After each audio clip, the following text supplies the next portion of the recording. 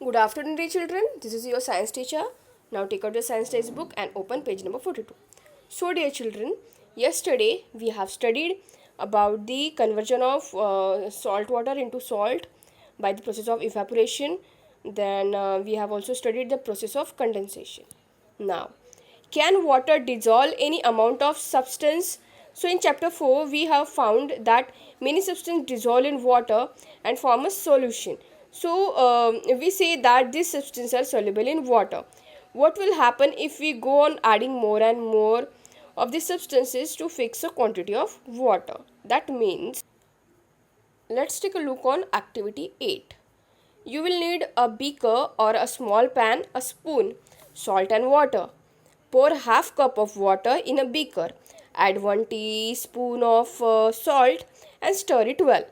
So until the salt dissolve completely. Then again add a teaspoon full of salt and stir well. Go on adding salt 1 tablespoon at a time and stir. After adding a few spoon of salt, do you find that some salt remain undissolved and settle at the bottom of the beaker? Okay. So if yes, this means that no more salt can be dissolved in the amount of water we have taken. The solution is now said to be saturated. Okay. So that means here is a hint what might have gone wrong when Paheli tried to recover large quantity of salt mixed with a sand.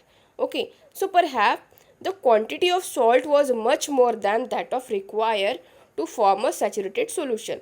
That means after adding salt one by one into the water, the one stage come, you will find that the water becomes some whitey or bulky, or some salt particle get settled down or started appearing. Okay, that means that solution is known as the saturated solution.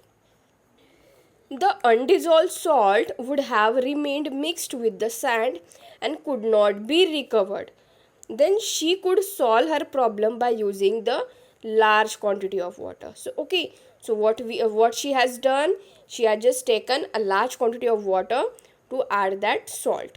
Suppose she did not have sufficient quantity of water to dissolve all the salt in the mixture. Is there some way that water could be made to dissolve more and more salt before the solution gets saturated? Yes, we can use the process of evaporation for this. So, let us try and help Paheli. So, is there any other process or any other method to do it? So, activity 9. What we have to just do, take some water in a beaker and mix a salt in it until it cannot dissolve any more salt. So this will give you the saturated solution of salt water.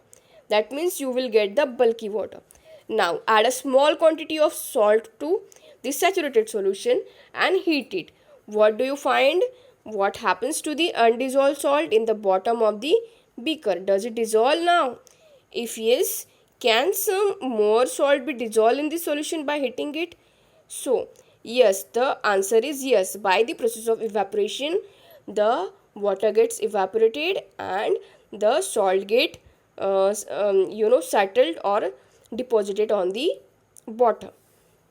Then, let this hot solution cool. Does the salt appear to settle at the bottom of the beaker again? Yes. The activity suggests that larger quantity of salt can be dissolved in water on heating. That means if you want to add large quantity of salt in small quantity of water, what you have to just do, you have to just do the process of evaporation so that you can add more and more salt in small quantity of water. Does water dissolve equal amount of different soluble substances? Let us find out in activity 10. So what is the activity 10 suggest? Take a 2 glasses and pour half cup of water in each of them and add a tablespoon of salt in one glass and stir it till salt dissolve. Okay, and go on adding the salt. You have to just go on adding the salt 1 teaspoon at a time.